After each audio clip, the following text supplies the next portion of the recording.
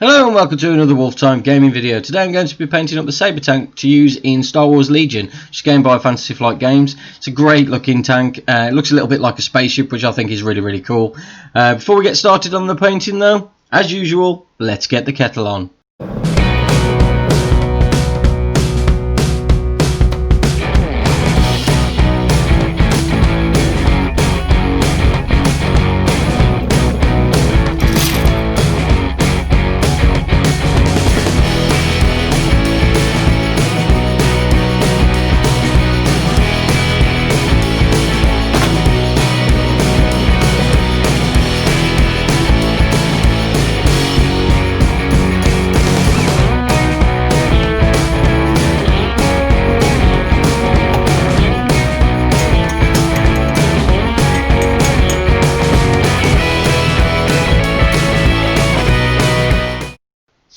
Okay, so one of the great things with this kit is that you can make it so the guns come off and the central turret area where your commander or gunner stands, that can be removed as well. So I've just built it so they can come off, and then you can remove them all to actually paint or start to paint them, and that way you can get your spray into all the different areas.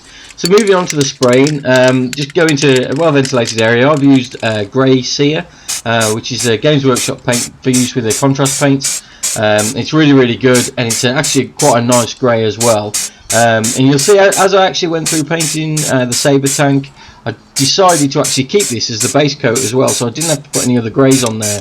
What you need to do is give it just a coat over the whole mini. What you will find is that it's quite thin and looks like it may run a little bit. Just let this first coat dry, and if you need to go over it, go over again. Just give it a light dusting, essentially the same way as I'm doing, and that way you're not building up too much spray paint in one place. Okay, so once it's all sprayed up, you can start putting some colour on there. And to start off, I've used Mephison Red. What I've actually done with this paint job is trying to pick out all the panels to make it really easy to actually paint them. So there's not too much masking or anything like that. I have done a little bit in a little while, which I'll show you. But essentially, just pick out anything that really stands out and be easy to paint without going over too many areas, which then allows you basically to keep that grey Seer as a base coat, as an actual paint, rather than it having to go over the top of it. You can pick it up in a smaller pot, I believe, so if you did go over any areas, you can touch it up if you want to, but as I say, I just try not to. Just take your time with the red paint as well. Make sure you use a palette or something like that to try and mix in a little bit of water, or a little bit of the medium that they sell as well, just so it goes on there a little bit thinner. You don't want to go on too thick with any sort of paint really when painting these, especially when you're painting it on panels. On minis it's not too bad because you tend to hide it a little bit because the minis are so small, but when you're using it on flat panels on a tank or a vehicle of any kind, you really can see those brush marks and things if you go on too thick. So you can see I've picked out lots of the panels there, and I have done a little bit of masking just on the front because I wanted to just get it nice and neat along the edges there. So all I've used is a little bit of tape that you can see, and I'll just paint along the tape. Best thing is don't paint towards the tape, if that makes sense. Is actually start on the tape and pull away from it. That way you're not going to accidentally push your brush underneath any areas of the tape that have lifted up.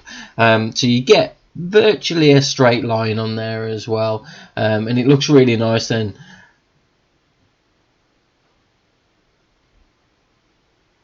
As you see from here where I pull it back, you've almost got a straight line, and you can do any smaller areas as well afterwards. Next paint I moved on to was actually the contrast paint, which is Black Templar. Now, using contrast paint on any flat areas is pretty much a bad idea, to be honest, because it doesn't tend to hold on there too well. It goes on quite thinly and doesn't look great. However, it's perfect for all these grills and things, because essentially what I would have done in the past is paint like a matte black or a dark black, Corvus black, something along those lines. Painted that and then highlighted the tops with the grey. With the contrast Black Templar, it basically takes away the need to having to use two paints, and you're getting that effect straight away. You can see I've painted the guns, inside the turret, and the edges as well. And essentially what it does, it pulls the paint away from all the edges and things, all the little lines and stuff like that. Makes it a lot lighter. It gives it a really nice effect. It looks like you've almost dry brushed over the top of it and done a little bit of detailing. But I'm moved on to the next paint as well, as we've been talking there. Essentially it's Leadbelcher, which is a silver paint. It's my base silver paint that I use for pretty much everything, and all I'm doing is picking out a few of the details around the tank. There's some like ringlets and eyes and things that they'd hook things on, hook equipment on, and that type of thing onto the vehicle. And I picked all those out because they are definitely different to the rest of the vehicle and to the rest of the actual panels. I didn't want to leave them as a base grey. You can also pick out the antennas and things like that. It's anything really that looks a little bit like it would be metal. That's the actual tank finished. All the paint on there, say finished, it's not finished because we've got to weather it down. Start off, I wanted to do a little bit of battle damage. To do that, I used a piece of sponge or foam or anything like that you can find. Dipped it into the Corvus black paint. Take most of the paint off on a piece of tissue and just dot it around. And as you can see, while I'm dotting it around, what it does, it adds little dots of paint onto the actual mini, or say onto the vehicle. Is not a mini, so it looks like the paint's been scraped away, or there's a little bit of damage where it may have been hit by something. You can see in the red areas it shows up quite nicely as well, and it sort of blends over the top of the grey and the red when you're doing this. Also, I did a little bit of damage to the actual weapons of the tank, and also onto the guy with the gun turret as well. I'll just put it onto there as well. At the same time as doing this, I did use the Leadbelcher again, using exactly the same technique, but I did it over the top of the black areas. So it looks like where the black is where the paint was knocked off, and then it's knocked off even further and showing up some of the bare metal underneath. And using this black and silver combo makes it really effective. The next stage was Nuln Oil. So it's a great shade paint from Citadel Minis, and basically I painted the whole tank with this. Every little part of it had a little bit of Nuln Oil on, and what it does, it darkens it down. It also drops into all the panels you can see. Now, the one thing I will say and advise if you try and use this technique is always paint it in the same direction. Don't put too much on the brush. Make sure you've got you do wipe a little bit off, because it'll tend to pool, especially on the flat panels and things. So essentially what you want to do is paint it on, and paint it in the same direction all the way along the actual tank, and that way if there are any streaks, it looks like that natural sort of weathering, or where they've been like zooming along on the landscape, and the bits of dirt and dust and things have come up and they've essentially scratched away at it. So it doesn't look too bad then, in all the streaks work in the same way, and it doesn't look like you've literally just put too much on there if you do make a mistake. What you can see is inside all the grills and things like that, I've actually concentrated a little bit more and added in quite a lot of detail there. It starts to look really effective when you do this as well, and adds a really nice depth to the Mini. So that's the vehicle completed. You can see I put a little bit of silver paint just on the missile there. The clone trooper himself used exactly the same technique as the rest of the tank.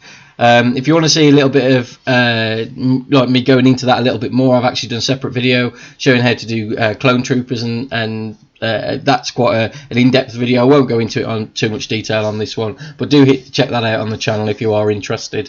Really easy way to paint them. The only part left was the base, and to do that I've used Martian Ironearth, as I've done with the rest of the clone troopers. Just take your time, try not to go into the lines, because they're your firing arcs and you don't want to block those too much. But if you do, just go over them again with the black paint, just to highlight really where those firing arcs are. And that's the actual tank finish. I mean, you can see there I've used hardly any paints at all to actually get this looking really good. Just take your time with it, decide what you want to do. The best thing you can do is plan. I always try and plan what I'm going to do before I actually go into painting, although that does change quite often. But try and do that, because you do really notice a difference when you actually plan it out and you decide what to do in advance. But thanks for watching, guys. I really do hope you like the video. Make sure you hit that subscribe button to see any future ones. Check out the playlist as well. There's loads of Clone Wars painting videos that I've got online at the moment. Otherwise, I'll see you in the next one.